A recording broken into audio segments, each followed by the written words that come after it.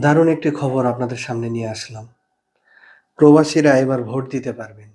প্রবাসীরা ভোট দেবেন প্রক্সি পদ্ধতিতে। প্রবাসী বাংলাদেশিরা প্রক্সি পদ্ধতিতে সংসদ নির্বাচনে ভোট দিবেন।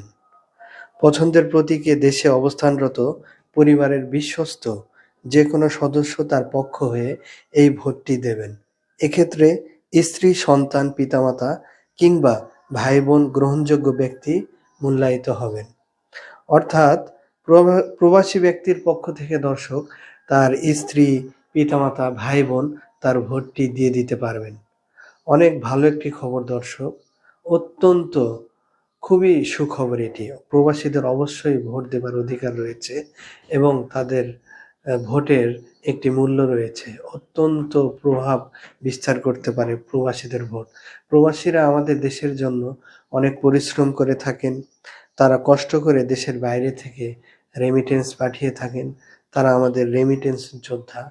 অবশ্যই তাদের ভোটটি সরকার নির্বাচনে মূল্যায়িত করা খুবই গুরুত্বপূর্ণ এবং এটি হওয়া উচিত।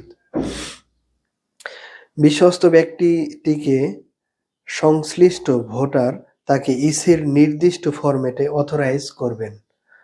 অর্থাৎ প্রবাসী ভোটার যাকে বিশ্বস্ত মনে করবেন সেই ব্যক্তিকে উনি ইসির নির্দিষ্ট ফরম্যাটে অথরাইজ করবেন, অর্থাৎ তাকে তার তার থেকে নিয়োজিত করবেন। আগামী ত্রয়োদশ জাতীয় নির্বাচন থেকে এটা কার্যকর করা হবে। অর্থাৎ দর্শক, আগামী নির্বাচন থেকেই এটি কার্যকর করা হবে। প্রবাসীরা ভোট দিতে পারবেন। নির্বাচন কমিশন অনেক পর্যালোচনার পর একে যুক্তিসই উপায় হিসেবে বেছে নিয়েছেন। পোস্টাল ব্যালট ও ই-ভোটিং এ বিধান নিয়ে অগ্রসর হলেও সেখান থেকে সরে এসেছে ইসি। খরচ ও সময় বাঁচাতে প্রক্সি ভোটকে বেছে নেওয়া হয়েছে। অর্থাৎ আরও অন্যান্য সিস্টেমকে গবেষণা করা হয়েছিল, বিশেষ করে ই-ভোটিংকে। সেখানে দেখা যাচ্ছিল সময় ও খরচ অনেক বেশি। সেই কারণে সেখান থেকে সরে এসে নির্বাচন কমিশন প্রক্সি ভোটকে বেছে নিয়েছে। প্রধান নির্বাচন commissioner A M Nasir Uddin জানান, আরপিএতে পোস্টাল ব্যালটে ভোটদানের বিধান রয়েছে, কিন্তু এই পদ্ধতিতে ভোটদানে সর্বোচ্চ সময় লাগে ২৬ দিন। প্রার্থী চূড়ান্ত হওয়ার পর ভোট গ্রহণ পর্যন্ত ওই সময় থাকে না। আবার একই দিনে ভোট এবং ফলাফলও প্রকাশ হয়ে যায়। তাই পোস্টাল ব্যালট পদ্ধতিতে যাওয়ার সুযোগ নেই। সিইসি বলেন, দ্বিতীয় অপশন ছিল ই-ভোটিং।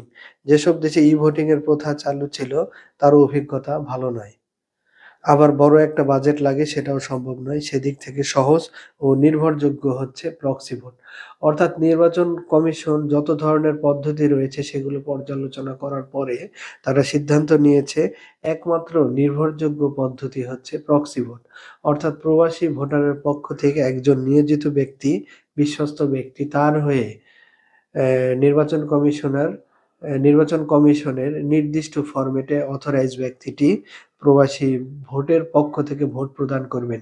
এটিই হচ্ছে প্রক্সি ভোট এবং এটিই হচ্ছে নির্ভরযোগ্য পদ্ধতি বলে মনে করছে নির্বাচন কমিশন।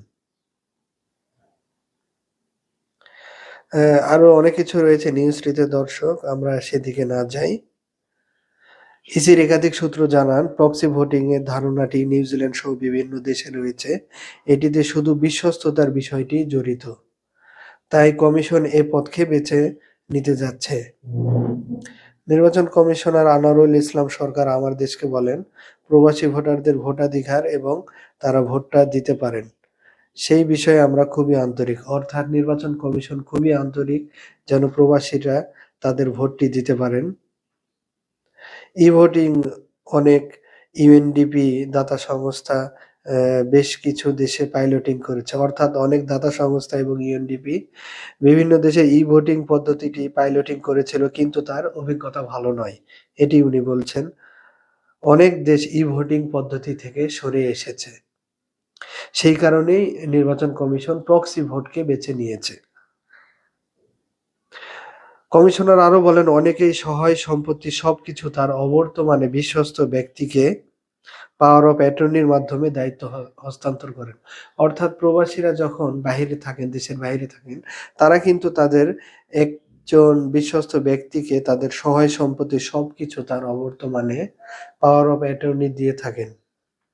অর্থাৎ ভোট যেহেতু একটি অনেক দামি সম্পদ, মূল্যবান আমানত, সেক্ষেত্রে প্রবাসী ব্যক্তি তার বিভিন্ন সম্পদের মতো এই ভোটটিকেও তার একজন বিশ্বস্ত ব্যক্তিকে পাওয়ার অফ অ্যাটর্নি অর্থাৎ নিয়োজিত করতে পারেন বা হস্তান্তর করতে পারেন।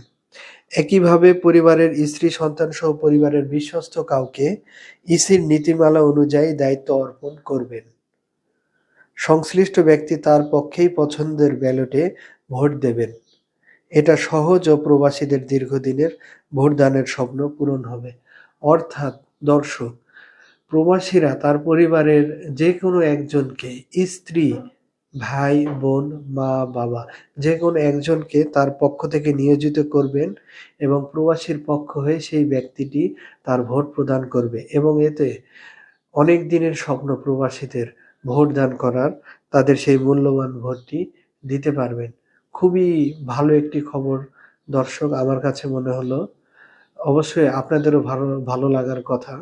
সবাই ভালো থাকবেন দর্শক। আসসালামু আলাইকুম।